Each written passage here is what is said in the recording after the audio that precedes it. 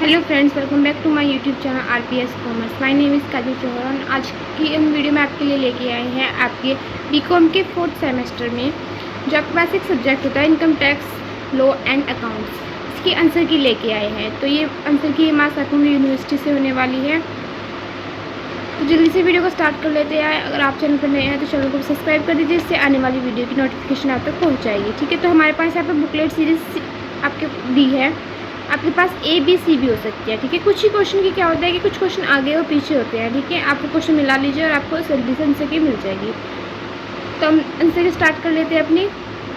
तो यहाँ पे आपके क्वेश्चन की संख्या 75 क्वेश्चन आपके आए हुए थे। ठीक है, 1 मार्क्स का एक क्वेश्चन बनता है आपका।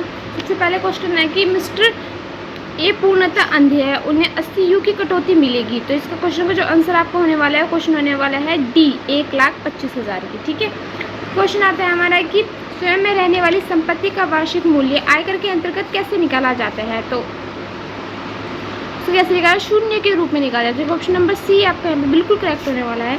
तो क्वेश्चन थर्ड पे आता है कि आयकर अधिनियम को किस धारा के अंतर्गत मकान संपत्ति से आय पर कर लगाया जाता है। तो वो किस धारा के अंतर्गत लगाया जाता है, धारा 22 के अंदर। तो ऑप्शन नंबर बी आपका करेक्ट होगा। तो क्वेश्चन बन रहा है कि करदाता की आवासीय स्थिति का निर्धारण के लिए किया जाता है। करदाता की आवासीय स्थिति का निर्धारण के लिए किया जाता है, वो होता है कर निर्धारण वर्ष। तो ऑप्शन नंबर डी। फिर क्वेश्चन है कि फर्नीचर का हार्स की दर है वो है आपकी 10%। इनके ऑप्शन नंबर बी। फिर अंशों की दशा में दीर्घकालिक पूंजी लाभ उसी दशा में होगा जब करदाता उन्हें अपने आप रखेंगे कितना, 12 माह की अवधि से अधिक। ठीक है, इनकी 12 मोर देन 12 मंथ। ठीक है, तो ऑप्शन नंबर सी आपका। तो क्वेश्चन नंबर 7 बन रहा है कि पेंशन किस शीर्षक के अंतर्गत कर योग्य होती है। तो वो होती है अन्य साधनों से आय। ऑप्शन नंबर बी आपका बिल्कुल सही है। फिर क्वेश्चन आपका देखो अभी बन रहा है कि प्रमाणित प्रोविडेंट फंड खाते में जमा ब्याज कर मुक्त होता है, वो कितना होता है, 9.5%। ठीक है, तो ऑप्शन नंबर सी। फिर क्वेश्चन बन रहा है कि एक मकान का वार्षिक मूल्य 80,000 है, धारा 24A के अंतर्गत वैधानिक कटौती होगी। तो इसकी कटौती कितनी होगी आपकी, 24,000। ठीक है, ऑप्शन नंबर डी आपको बिल्कुल सही होने वाला है। फिर है कि माल वाहन भाड़े का भुगतान 30,000 रोकड़ में किया, अस्वीकृत व्यय कितना होगा। तो जो आपका अस्वीकृत व्यय होगा कितना, 0 होगा। ठीक है, ऑप्शन नंबर डी। फिर देखो बढ़ते हैं नेक्स्ट क्वेश्चन में, जो है कि एक व्यक्ति को 70,000 परिवार पेंशन प्राप्त हुआ, मानक कटौती कितनी मिलेगी। तो उनके मानक कटौती मिलेगी 15,000। इनके ऑप्शन नंबर डी आपका। तो मिस्टर जेड 7,000 मासिक किराया देता है, उसकी समायोजित कुल आय 3,80,000 है, उसे मकान किराया भत्ता मिलता है, उसे धारा 80 GG के अंतर्गत कटौती मिलेगी। इसे कटौती कितनी मिलेगी, देखो यहाँ पे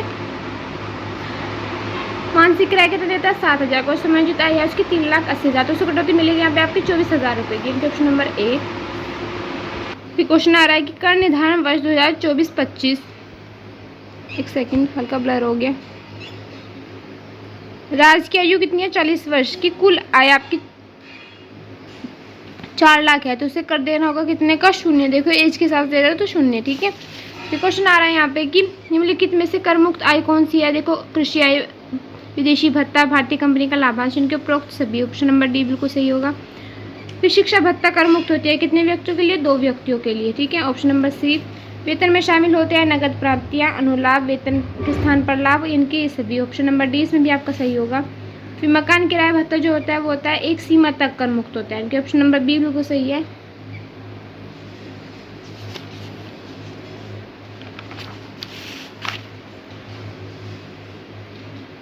फिर क्वेश्चन आता है कि स्वयं के व्यापार में उपयोग में आने वाले मकान की आय होती है 0। ऑप्शन नंबर डी आपका सही होगा। धारा 23(2) बीघे वर्णित खाली रहे मकान की संपत्ति का वार्षिक मूल्य कितना होगा, वो भी होगा 0, क्योंकि वो खाली स्थान। ठीक है, ऑप्शन नंबर डी हो गया। फिर विकलांग अवयस्क बच्चे की आय कितनी, किसकी आय में शामिल की जाती है। तो यह होती है माता पिता जिसकी आय अधिक होती है, इनके ऑप्शन नंबर सी इसमें भी करेक्ट होगा। फिर आय के मिलान से संबंधित धाराएं कौन कौन सी, आय के मिलान से है कि धारा 60 से लेकर धारा 69 तक, इनके ऑप्शन नंबर ए।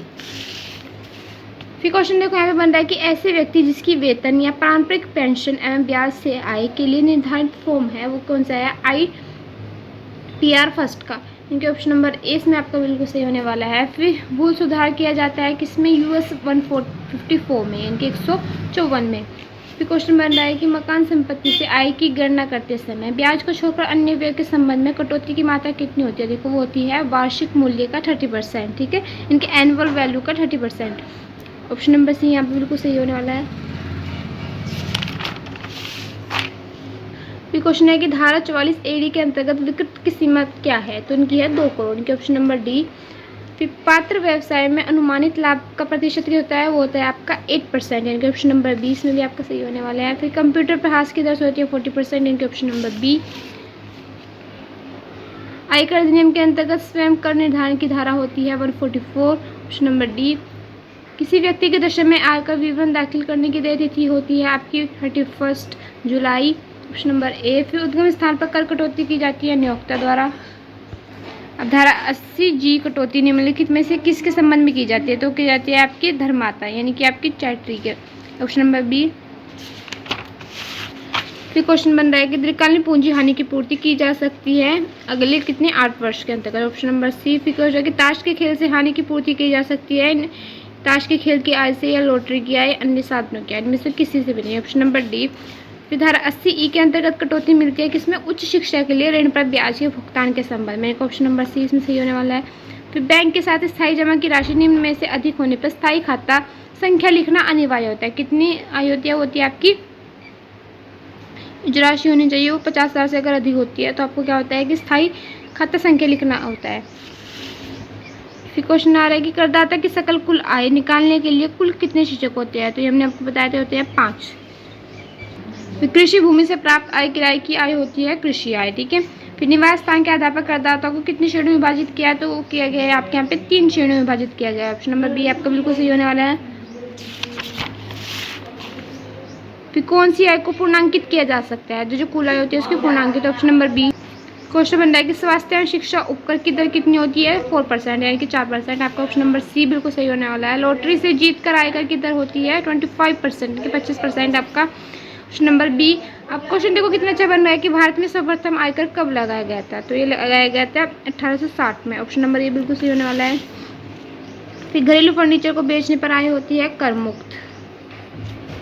क्वेश्चन बन रहा है कि पूंजीगत लाभ को कितने भागों में बांटा जा सकता है? तो उनको बांटा जा सकता है 2 भागों में।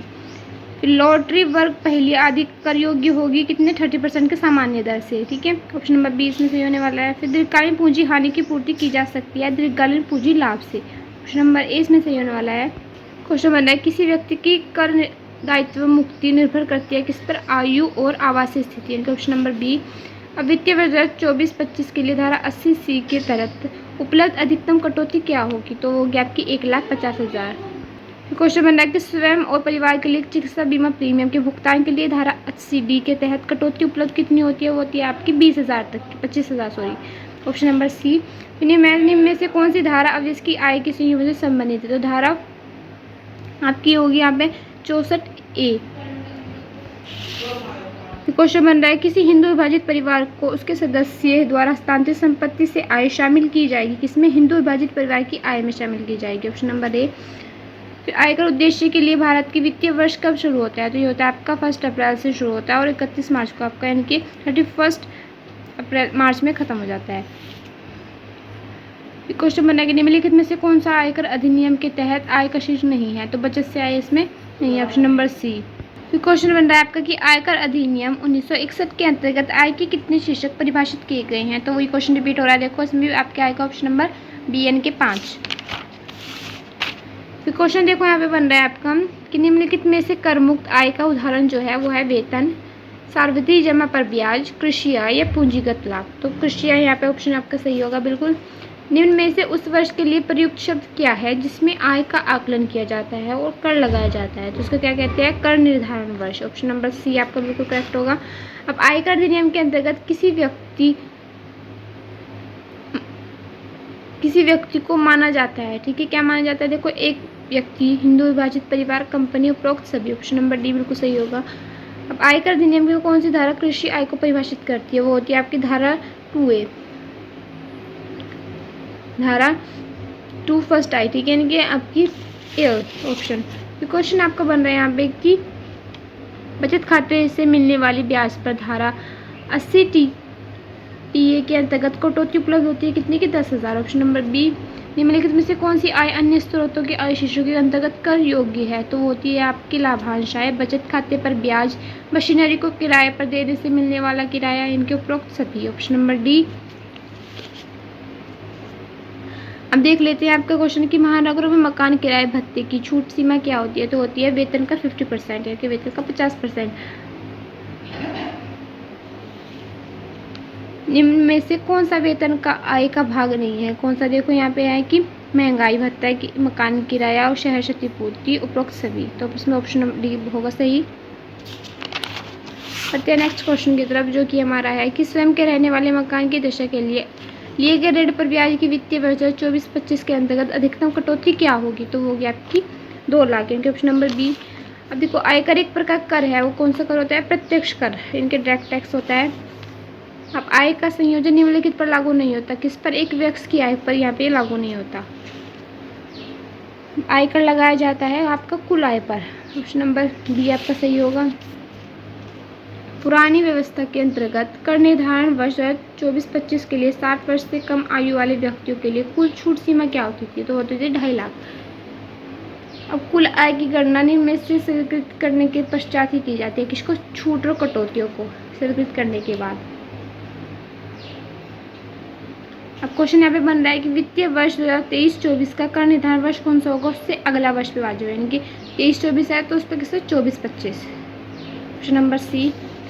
अब आय शब्द को आयकर अधिनियम 1961 के अंतर्गत किस धारा में परिभाषित किया गया है? तो वो धारा आपकी 224 में इसको परिभाषित किया। ऑप्शन नंबर सी बिल्कुल सही है। लास्ट पेज पे देखो, क्वेश्चन आया 72। एक भारतीय नागरिक जो गत वर्ष में रोजगार हेतु विदेश जाता है, उसे निवासी कहलाने के लिए भारत में कम से कम कितने दिन ठहरना होगा? कितने दिन ठहरना होगा उसको? 182 दिन। Option number B. क्वेश्चन आ रहा है कि साझेदारी फर्म की आय में साझेदारों का भाग होता है कर मुक्त या कर योग्य, पूर्णतः कर मुक्त या आंशिक कर मुक्त? ये होता है पूर्णतः कर मुक्त। पूर्णतः कर मुक्त, सॉरी, कर मुक्त होता है। Option number B. अब साझेदारी फर्म की कर मुक्त आय कितनी होती है? कि साझेदार फर्म की आय में हिस्सा। Option number C. निम्नलिखित में से कौन सी आय कर मुक्त है? तो वो कौन कौन सी होगी? देखो, कोलकाता में से कृषि आय, पूंजीगत लाभ, वेतन से आय, सरकारी प्रतिभूतियों पर ब्याज। तो ऑप्शन नंबर यहाँ पे बिल्कुल सही होने वाला है आपका कि कोलकाता में कृषि से आय। तो आपकी कितने सही गई आपको हमें कमेंट करके जरूर बताना, और किसी टॉपिक पर वीडियो चाहिए तो वो भी आप हमें बता सकते हैं।